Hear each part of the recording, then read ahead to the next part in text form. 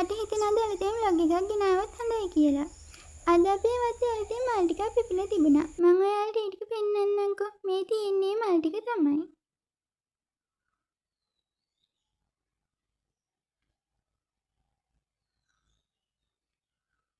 මුලින්ම අපි අපේ morning routine එක කරගෙන ඉමු.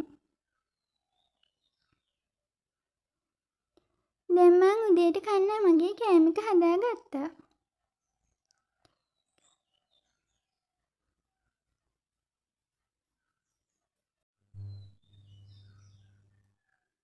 දැන් මට තියෙන්නේ මගේ ස්ටඩි වැඩ පටන් ගන්න.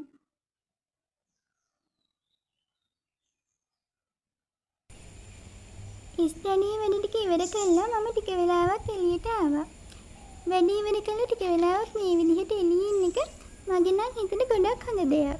ඔයාලත් එහෙම කරලා බලන්න. ඒක ඔයාලටත් හොඳයි කියලා හිතෙයි.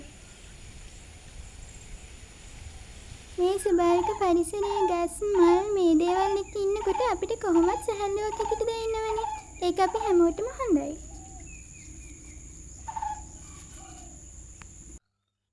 මේ ඉන්නේ මට අලුතෙන් හම්බුණු හරිම හොරතල් චූටි යාළුවෝ ටිකක්.